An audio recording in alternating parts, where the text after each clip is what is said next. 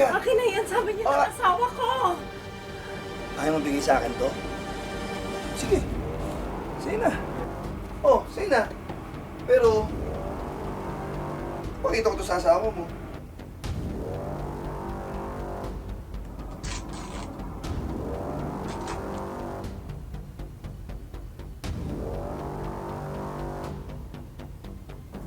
Magagalit yung asawa mo. Panigurado ko. Pero, siyempre hindi ko naman gagawin yun. Basta magpakabait ka sa akin. Naintindihan mo? Naintindihan mo? Baka na. Come on.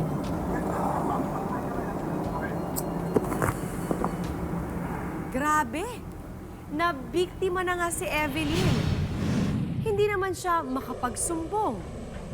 Kung kayo si Evelyn, ano ang gagawin niyo? Magsasabi ba kayo ng katotohanan? O mananahimik na lang para wag mauwi sa hiwalayan? Samantala, hanggang kailan kaya bago sumingaw ang pilit na pinagtatakpang sikreto? Alamin natin ang mga susunod na mangyayari sa pagpapatuloy ng tadhana.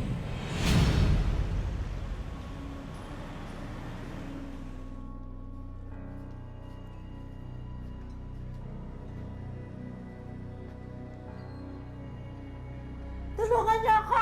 Ang mamansin kita!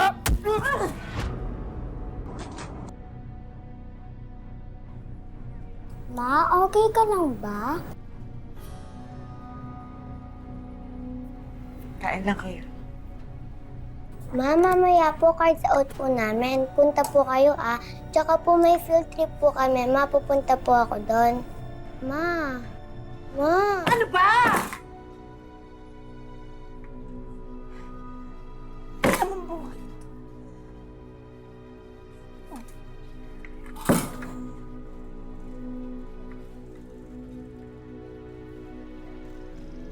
Sige na, kumain lang kayo.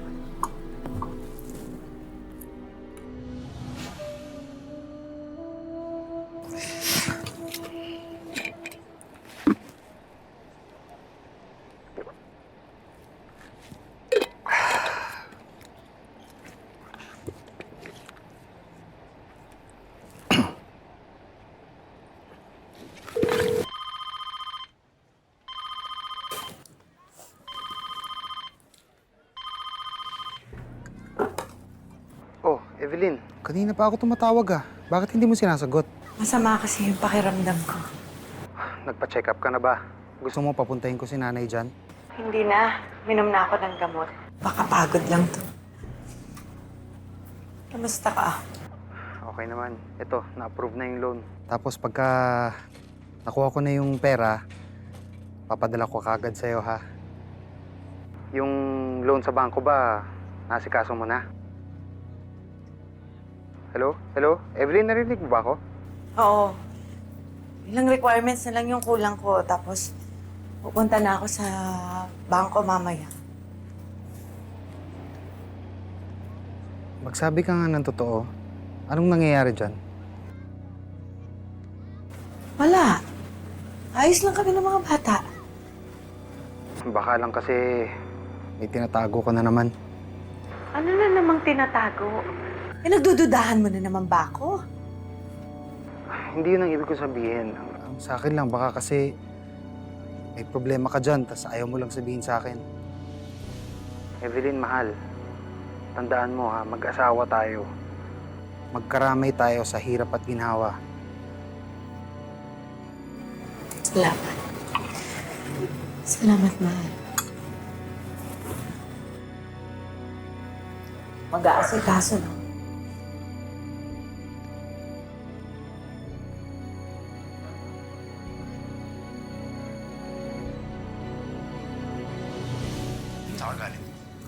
Sa outing namin. Ayos lang.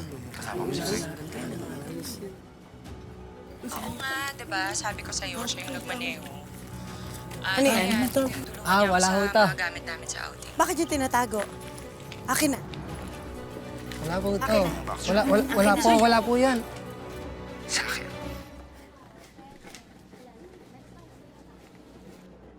Sa akin tong boxer na to. Sorry. Sa akin yan, ha? Pasensya na. Ano ba? Kailan mo pa ako Siguro yun. Rodney! Nasaan yung video? Pinagkalat mo na, no? Ano pinagkakalat? Tayong dalawa na? Tagal na nilang alam yun. Walang tayo. Burahin mo. Akin na yan. Burahin mo. Kung hindi, isusumbo kita sa mga polis dahil rape yung ginawa mo. Amin na!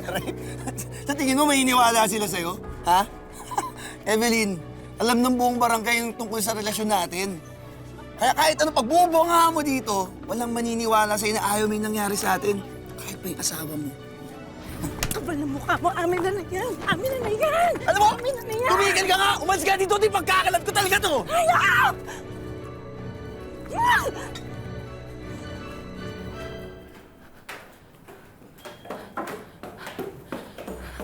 Hoy, Evelyn!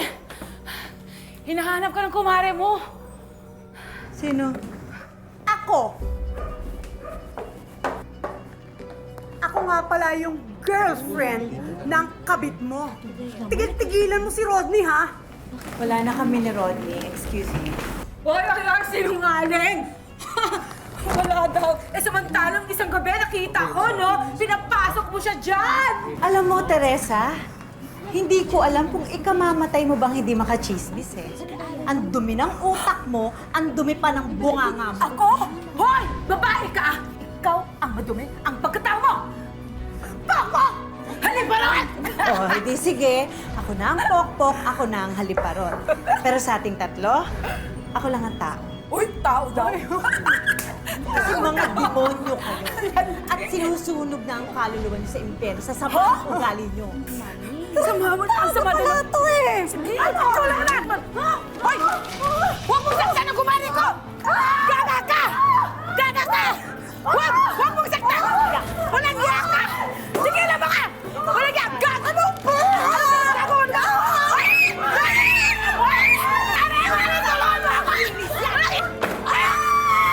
Tulungan mo ako! Hindi ako makakita! Huwag mo akong iwan! Tulungan mo ako! Hindi ako makakita! Maldita talaga yan, Teresa na yan. Lahat ng tumitiras dito sa bahay na to hindi nagtatagal dahil sa katinandila niyan. Manang hindi ko na kaya. Hindi na. Sabihin mo kasi sa asawa mo, kausapin mo at sabihin mo ang totoo. Kaysa naman maunahan ka pa ng mga chismosa dyan sa labas. Kahit naman isumbong ko siya sa mga pulis eh. Talagang maniniwala sila sa akin. Tapos nakikalat pa nila yung video.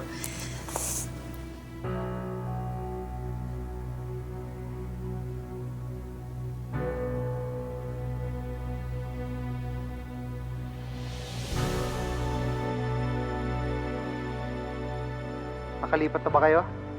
Oo, mahal. Ang ganda. Tuwan-tuwa nga pati mga anak mo eh. Hayaan mo. Konting panahon na lang magkakasama-sama na tayo ulit.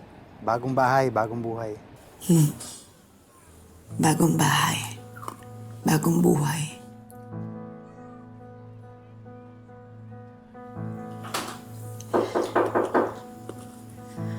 O sige, mahal. Nandito na yata yung mag-deliver ng tubig. Teka lang. Baka Ang ganda naman dito. tatawagan na lang kita, mahal. Kasi nandito na yung gagawa ng ilaw. Anong ginagawa mo rito? Anak, pumanik mo na kayo sa taas. Erika, ikaw na ang bahala. Makausap kay mo? Bianca. Hi! Hello. Tatawagan na lang kita. Sino yan? Si nanay ba yan? Oo, kasi pumasok yung gagawa ng ilaw eh. Oo. Ah, sige.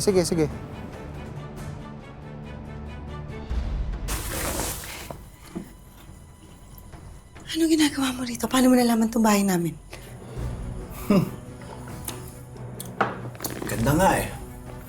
Ganda-ganda ng bahay mo ah. Wala bang balato?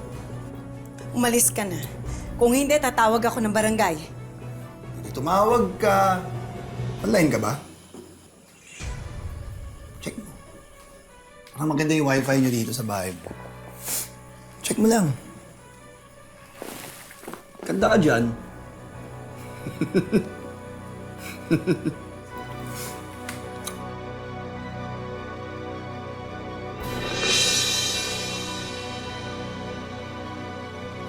Walang yaka! Walang yaka!